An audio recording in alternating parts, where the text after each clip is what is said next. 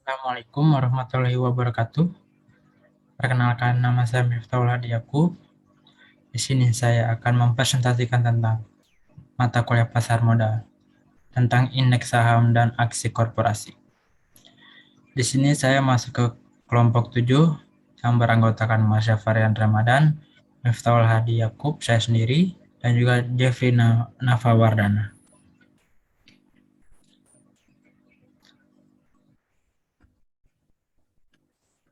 Pengertian indeks efek.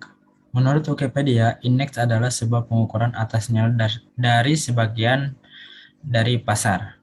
Dalam konteks pasar modal, indeks efek adalah portofolio teoretis yang berisi sejumlah efek yang dikumpulkan atas tema dan kriteria tertentu, mengukur baik sebagian maupun keseluruhan dari sebuah pasar.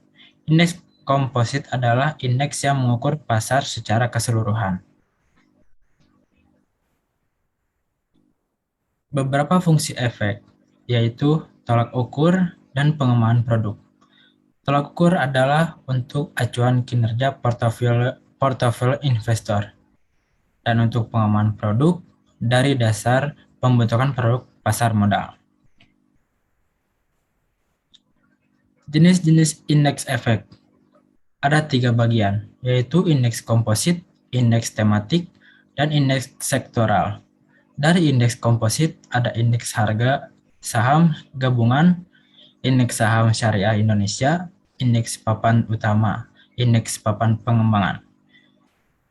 Yang kedua, indeks tematik ada agrikultur, pertambangan, industri dasar, aneka industri, barang konsumsi, properti, infrastruktur, keuangan, perdagangan, dan jasa manufaktur. Dan yang terakhir adalah indeks sektoral. Yang pertama ada Jakarta Islamic Index. Yang kedua LQ45. Yang ketiga IDX 30, Kompas 100, Bisnis 27, Pevindo 25, Sri Kehati, Infobank 15, Seminfra 18, MNC 36, dan Investor 33. Metodologi indeks. Ada 7 bagian di metodologi indeks. Yang pertama ada penetapan universe atau tema, yaitu indeks efek dibentuk dengan tema tertentu. Tema adalah gaya dari investasi dan direplikasikan dan diukur oleh indeks. Yang kedua ada kriteria seleksi efek, yaitu alat komunikasi yang dapat digunakan sebagai media penyampaian peragaan, kuliah, ceramah, laporan, dan lainnya. Presentasi umumnya disampaikan di hadapan audiens. Yang kedua ada pembobotan dan penyesuaian. Ada 3 bagian, yaitu price weighted, market completion weighted, dan equal weighted. Keempat, ada tanggal dasar dan nilai dasar, yaitu nilai dasar. Nilai dasar adalah nilai indeks yang telah ditetapkan sebagai awal dari indeks. Ya, yang selanjutnya tanggal dasar, tanggal pada saat indeks berada, dan nilai dasar, yaitu tanggal dasar atau tanggal peluncuran. Yang kelima ada kalkulasi return, yaitu indeks dihitung dalam frekuensi tertentu, antara lain bulanan, harian, menitan, hingga real time. Indeks atas obligasi dihitung harian, yang disebabkan transparansi perdagangan obligasi lebih terbatas karena bersifat OTC. Dalam kalkulasi return, terdapat 2 metode umum, yaitu price return dan total return index. Yang keenam ada backtesting. Backtesting adalah perhitungan nilai indeks dengan metode konsisten sebelum tanggal peluncuran. Dan yang terakhir ada index maintenance, yaitu untuk mengikuti dinamika pasar. Dilakukan review atas indeks secara berkala. Review dilakukan secara periodik, baik tahunan, 6 bulanan, maupun bulanan. Hasil dari review adalah perubahan efek konstitusi dan perubahan bobot efek konstituen. Aksi korporasi. Aksi korporasi adalah tindakan strategis yang dilakukan oleh emiten yang secara signifikan mempengaruhi jumlah dan harga efek saham atau obligasi yang dikeluarkan oleh emiten. Macam-macam aksi korporasi. Equity rights issue merupakan pelaksanaan dari preemptive right, yaitu hak yang memungkinkan para pemegang saham untuk menjaga porsi kepemilikan dan hak suara dalam RUPS berupa prioritas untuk membeli efek yang baru diterbitkan oleh emiten sebelum ditawarkan kepada pihak lain. Tujuan rights issue: 1. Menghimpun dana dari publik. 2. Memperkuat struktur permodalan. 3. Menambah jumlah saham beredar sehingga meningkatkan likuiditas. Landasan hukum: 1. Persetujuan pemegang saham melalui RPS. 2. Informasi penting mengenai penawaran HMTD dalam bentuk prospektus wajib telah diumumkan kepada publik 28 hari sebelum RUPS. 3. Mendapatkan pernyataan efektif dari OJK. Pernyataan pendaftaran dan dokumen pendukung wajib disampaikan 28 hari sebelum RUPS. Dilusi efek, pembeli siaga atau standby buyer, adalah pihak pembeli efek baru jika tidak diminati oleh investor yang sudah ada. Umumnya pembeli siaga adalah investor strategis maupun perusahaan sekuritas yang menjadi underwriter.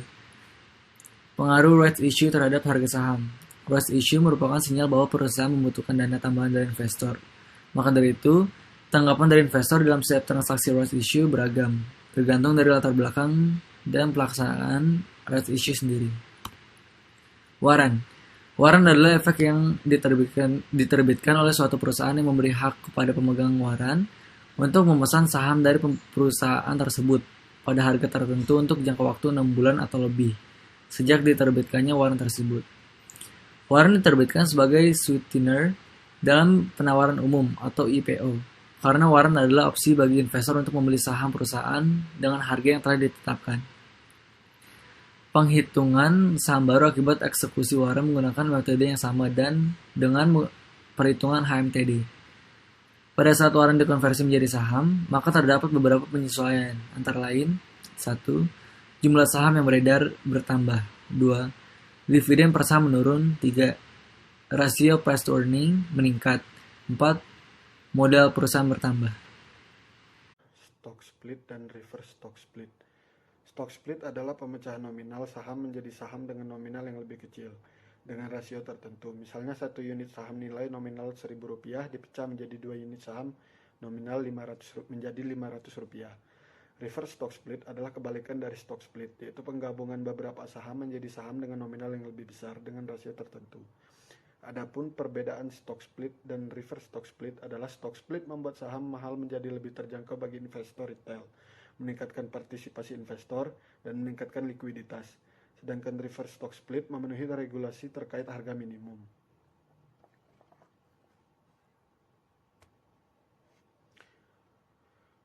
Selanjutnya dividen. Dividen adalah pembagian laba kepada pemegang saham menurut Undang-Undang PT Nomor 40 Tahun 2007. Dividen hanya dapat dibagikan emiten dengan saldo laba positif. Berbagai bentuk dividen. 1. Dividen tunai dibagikan dalam bentuk tunai dan dikenakan pajak dividen. 2. Dividen saham dibagikan dalam bentuk saham berasal dari reklasifikasi laba ditahan menjadi modal di store. 3. Dividen perusahaan dibagikan dalam bentuk aset perusahaan selain tunai atau saham, misalnya aktiva tetap, jarang dilakukan perusahaan publik. Dividen tunai terdapat pembayaran tunai, tidak mengubah jumlah saham beredar, mengurangi total aset perusahaan, dan mengakibatkan perusahaan struktur modal. Sedangkan reverse stock split tidak ada pembayaran tunai, menambah jumlah saham beredar namun tidak mengubah kapitalisasi pasar, tidak mengubah total aset pasar, dan tidak mengakibatkan perubahan struktur modal. Konsep dalam pembagian dividen. 1. Declaration date, yaitu tanggal pengumuman pembagian dividen disampaikan oleh emiten. 2. Cum dividend date, tanggal terakhir perdagangan saham mengandung hak dividen. 3. Ex-dividend date, tanggal sesudah cum date di mana pembelian saham tidak lagi mengandung hak dividen. 4. Recording date, tanggal penentuan pemegang saham yang berhak mendapatkan dividen. 5. Dividend payment date, yaitu tanggal pembayaran dividen. 6. Dividend payment ratio, yaitu rasio pembayaran dividen terhadap laba bersih. 7. Dividend yield, Rasio pembayaran dividen terhadap harga saham. 8. Interim dividend. Dividen yang dibayar pada tengah tahun berjalan. Dividen saham. 1. Dividen saham mengakibatkan terjadinya peningkatan jumlah saham yang beredar. 2. Seperti stock split, terjadi penyesuaian terhadap harga dan jumlah saham beredar, namun tidak terjadi dilusi kepemilikan.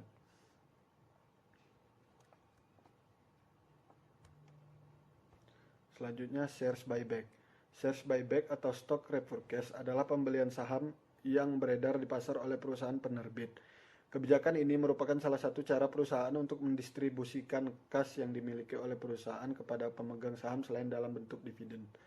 Alasan pelaksanaan shares buyback. 1. Memberikan sinyal optimisme ke pasar terutama saat pasar crash. 2. Sebagai bentuk alternatif pembagian keuntungan kepada pemodal.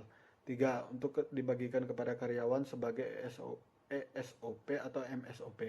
4. Penghematan pembayaran dividen ke depan. Saham yang dibeli kembali tidak mendapatkan hak dividen. 5. Digunakan sebagai pengurangan modal. Selanjutnya, shares obligasi konversi dan obligasi tukar. Obligasi konversi memberikan hak kepada pemegang obligasi untuk mengonversi obligasi menjadi saham dari perusahaan penerbit obligasi dengan rasio yang sudah ditentukan. Obligasi tukar memberikan hak kepada pemegang obligasi untuk menukar obligasi menjadi sejumlah saham yang diterbitkan oleh perusahaan lain. Keuntungan ada dua. Bentuk obligasi tersebut adalah sebagai berikut.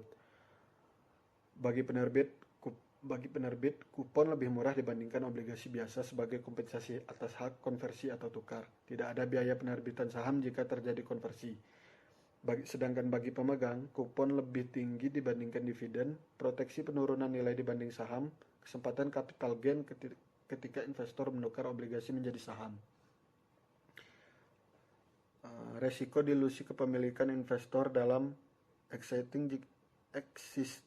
jika terjadi konversi. Dampak obligasi konversi dan obligasi tukar jika pemegang obligasi melakukan konversi atau tukar. Obligasi konversi, tidak terjadi perubahan total aset, perbaikan struktur modal, terjadi penurunan sedangkan obligasi tukar terjadi penurunan total aset, perbaikan struktur modal.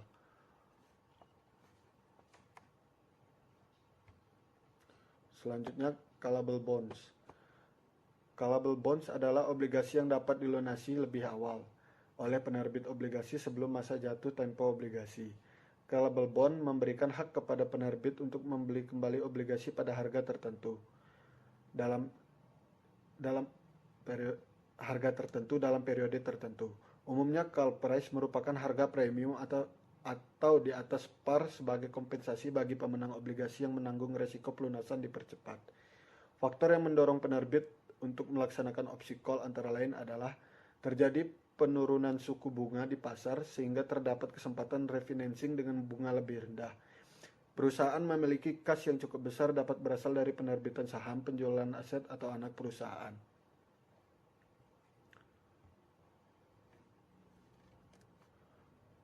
Selanjutnya, kombinasi bisnis. Merger atau penggabungan. Penggabungan dua perusahaan menjadi satu di mana perusahaan yang merger tetap bertahan dan perusahaan yang dimerger berhenti beroperasi. Peleburan, bergabungnya dua atau lebih perusahaan yang membentuk satu perusahaan baru yang memiliki harta dan kewajiban dari seluruh perusahaan pembentuknya. Akuisisi atau pengambil alihan, pembelian saham atau aset perusahaan saran akuisisi yang mengakibatkan beralihnya pengendalian atas perseroan. Divestasi atau pemisahan, pengalihan sebagian atau seluruh harta dan kewajiban perusahaan kepada pihak lain.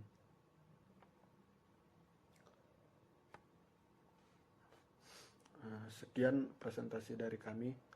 Lebih dan kurang kami mohon maaf. Terima kasih. Wassalamualaikum warahmatullahi wabarakatuh.